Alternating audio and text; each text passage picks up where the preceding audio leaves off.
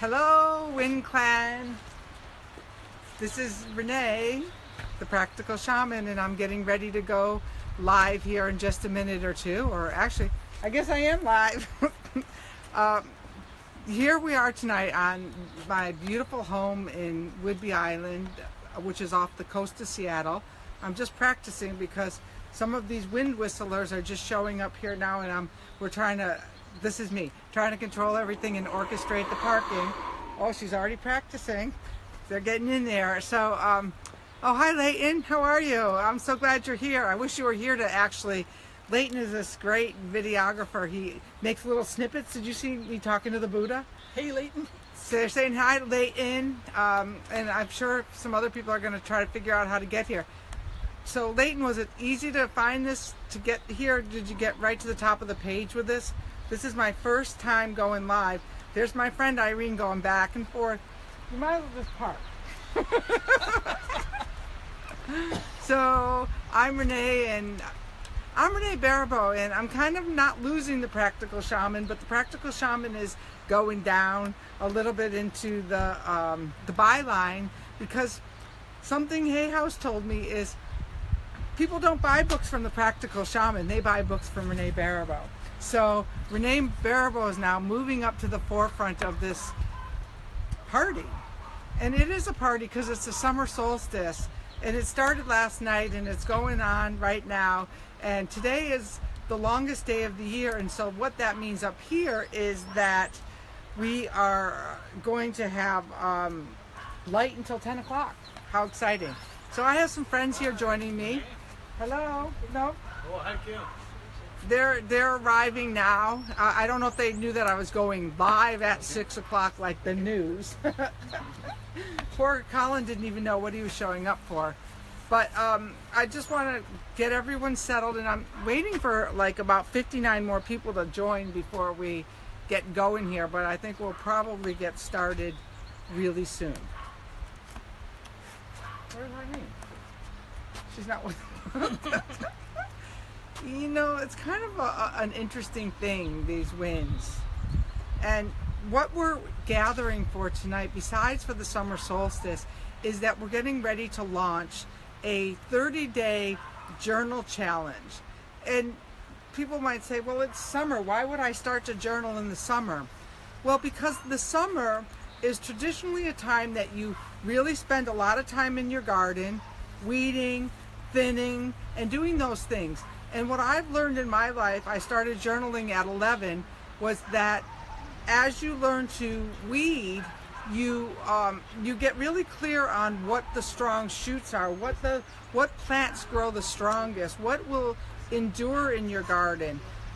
And so that's why the journal challenge came about. And the other reason the journal challenge came about was because after I finished the book, after the book went back to Hay House last week, it's just being line edited, I felt blank. I felt empty. And then I realized that for the last 4 years of my life, I've hardly journaled a page.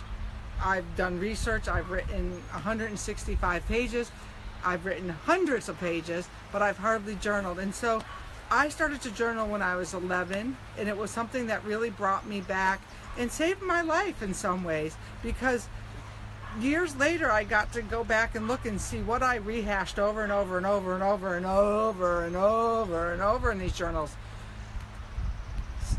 So together, there's about 80 people so far signed up for this journal challenge, and I suspect that after this live video, some more of you will say, yeah, maybe I'm in. And you don't have to do it the way that I'm going to do it, but before I call in the wind, I'm going to tell you exactly how I'm going to do it. I bought a nice clean journal, and look at, doesn't this kind of look wind-like? It really does, kind of wind-like. And it's, look at, it used to be $4 for $1 spiral bounds when I started. Now it's $5.99 for a spiral bound, but I'm worth it. I get a good pen. And what does that mean? It means it writes and it feels really good in my hand, because what am I going to be doing? I'm going to be waking up every morning, and before I turn on my cell phone, and before I check my email, And before I check who's been doing wonderful things on Facebook, I'm going to sit down and I'm going to journal for 3 minutes. No, not 3 minutes, 3 pages. I wish it would take 3 minutes. It takes a little bit longer than that. But what it is one thought leads to the next thought. And you never know what that thought is until you finish the one paragraph, and then it's like, oh, the next thought came. Like yesterday, I was journaling because I figured I better try this for a couple days, make sure I can do it before I get 80 people of my closest, nearest, and dearest friends to join me. And all of a sudden, this whole idea about my sister and I used to divide the room in half came up. That we used to have a line, a yellow painted line just about going down the middle of the room, and her half was nice and clean and my half was a pigsty. Why'd that come up yesterday? Well, let's talk about the seasons and let's talk about wind work. Wind work is an ancient practice based on the seasons. It is based on, you don't make New Year's resolutions in January, because why would you? You're supposed to be hibernating. But in the spring, you're supposed to plant those seeds, you're supposed to till your garden, you're supposed to get ready. That's when you plant your seeds. That's when you should be making those New Year's resolutions. In the spring, we have this all wrong, and we've had it wrong for a long, long time. Now it's summer. Today it's summer, the solstice, which is the longest day of the year and the shortest day of the year in the southern hemisphere. Now, why is that important? Why it's important is because we're the fixed object in a relatively flexible world. And so we can only navigate our world by where we are today. So I'm up in the northern hemisphere, so I'm getting ready to really weed my garden, thin it, and go forward with that. If I lived in Peru, which I've been to Peru many times for the winter solstice, it's a time of going introspection. It's a time of going inward. But since you're here with me, we're going in for the summer solstice. And this 30-day journal challenge, it's not to shame you. In fact, this morning I pulled a wind, and you're going to find out which wind I pulled a little bit later, but it has everything to do with why the collective 80 people, 90 people, 100 people have taken up this journaling exercise together. I will send out a daily message, and it might be short, it might be even a little quip from my journal, like, my cat has sat down on my journal. And does that keep me from journaling? No. I journaled around her. So now I have a nice page with a cat mark out on there. And you can do the same thing. And then you'll remember, oh, that was the time that the cat sat down and journaled with me. So it's however it is for you. And the one good thing about journaling for 30 days is you will see how you don't journal. You'll get to day 4, day 5, you'll say, oh, I got something better to do today. And that's where the juice is. That's where the charm is. That's what teaches you, oh, is this how I get to every project? 4 or 5 days in, and all of a sudden I have no more steam. Well, that's what you're here to learn in this journaling challenge. First of all, can you fill up 3 blank pages every single day for 30 days? Maybe, maybe not. And the funniest thing is the wind that I pulled to share with you is going to tell you what you should do about that. But first, this is the ceremony part. I have a fire going, and I have friends who are going to wind whistle with us. And so what we're going to do is I'm going to call to the directions. I'm going to call to all of the winds to come in here. And I'm going to put down my paper, put down the wind. And what I'd like you to do, if you're a wind whistler and you have your wind whistle, whistle along with me. And we are going to start with the west, because we're going to finish with the south wind, and I'm going to tell you what the wind is that I've called in for this collective journey. So the west over here is this way. All right? Are you going to wind whistle with us? All right, we got some more wind whistlers here. All right, wind whistlers, are you ready? All the wind whistlers at home, to the west.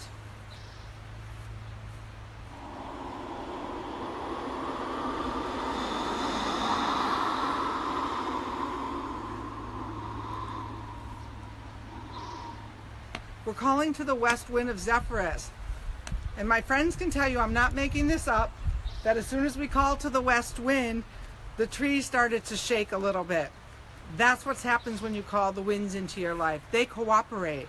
Magic is a magical thing that's a relationship between you and whatever element that you're working with. So the west wind is here with us. I'm not going to make a big long song and dance about this. In my book you can read all about the invocations and the incantations and all of those to call in the wind, but today we're just calling them. So we're going to call to the north wind. Wow. Look at the north. The waves are picking up over there. Let's all call to the north wind.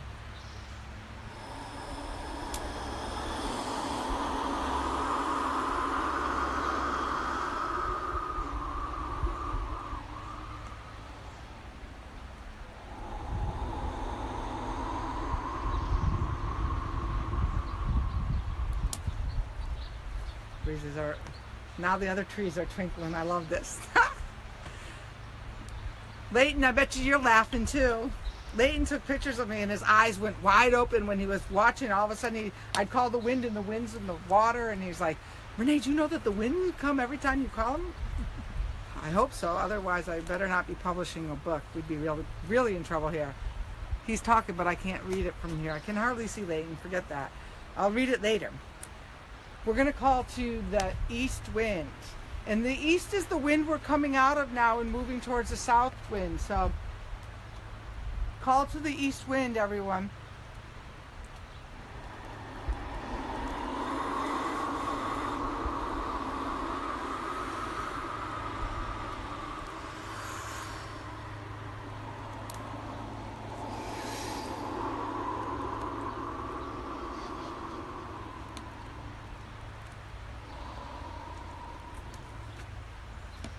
And now we're going to call to the wind that's going to help us on this journal writing challenge. We're going to call to the south wind. And let me just tell you a little bit about the south wind. The south wind has everything to do with your emotions.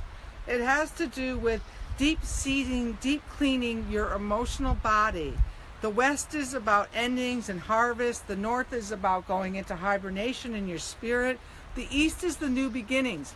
So whatever you started in the east is requiring you now to weed and thin, so that whatever that is you planted that you're going to harvest in the fall can grow corn. And the Carol elder that I used to work with used to say, if it doesn't grow corn, there's no point of doing it. So we want to grow corn. So when you call upon the wind has a natural ability to take seeds and shift them about, move things around. Look at the wind got themselves a hay house contract. Think about how powerful they are. I mean, really, I didn't do that. The wind did it. And so we're calling to the south. And I have to tell you a really funny story. Heather, are you here? If you're here, give a heart or a like. So this morning, I've needed a little bit of knowing what this collective wind for this 30-day journal was. So I went into the wind sack, because wind's carried in a sack, and I pulled out a wind for this particular 30-day challenge. And I pulled out Dagoda, the Polish wind of compassion. And this is about finding freedom and forgiveness. So my bet, and you guys can come over to the Wind Clan and tell me if I'm wrong, but what a lot of people are going to find out when they're doing this 30-day journaling challenge is that there's some deep forgiveness that they need to do in their heart. And you know, that is so true, because I told you about the line drawn down the room. Well, my sister and I, we have forgiven each other, but lately there's some things come up that her situation in life is not as equal to mine, and she's made it that way. But I have to find compassion for her, because we don't know how long people are going to be on this earth, and I want to love her with all of my heart and all of my being. I'm going to read you what I've written in the book Winds of Spirit, which will be out in February. You'll be able to pre-order it soon, and trust me, I need you all to pre-order it soon if we're going to sell 30,000 and we're going to be New York Times best-selling book. All right, the South.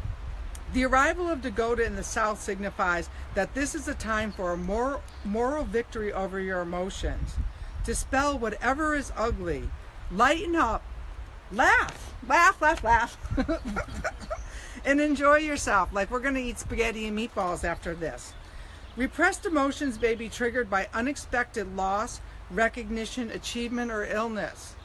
With Dagoda's assistance, you need not suffer needlessly. You can experience compassion for yourself and other while moving through a satisfactory resolution. Do not become a martyr to your pain. You do not have to fight to stand your ground. Dagoda can help you loosen your grip on current survival strategies that no longer work. Dagoda may cast a spell of heartbreak to expedite the healing of old wounds and enable you to soar like an eagle. I just got chills because right before I turned this Facebook Live on, they can tell you an eagle came right over here, and it wasn't flying fast. It just hovered right above our fire for a minute or so.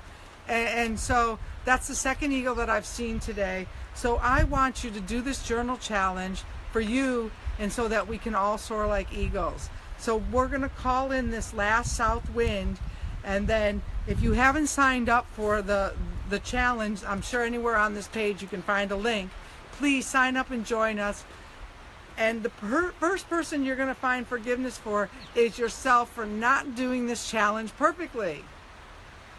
Because we're human and we stumble.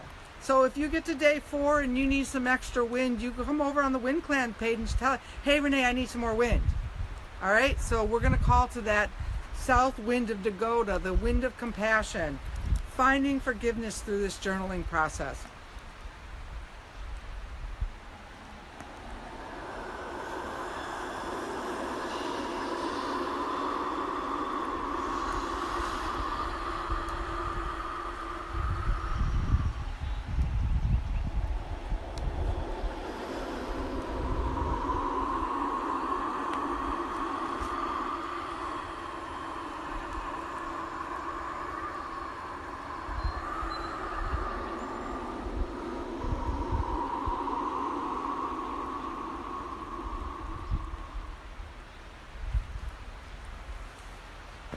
May the winds be at your back through this process and through the rest of this year as you harvest all the things that you planted, that they all grow corn.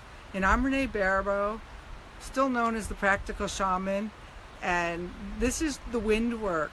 And if you join us over at the Wind Clan, there's a group of supporters, of people who are really with us, who really experience life, living life on nature's terms. Wow. And thank my friends here. Can I show you? All right, come on, smile. Oh, I know I got to turn the whole thing. We've got our friends. Everyone wave. We've got our wind whistlers. We've got our fire, our sacred fire for the solstice. And I'm so grateful for all of you, all the 80-some people taking this challenge with me, because I'm going to be right there with you, making sure that I don't open Facebook before I open the pages of my journal. So have a great evening, and thank you very much for joining us.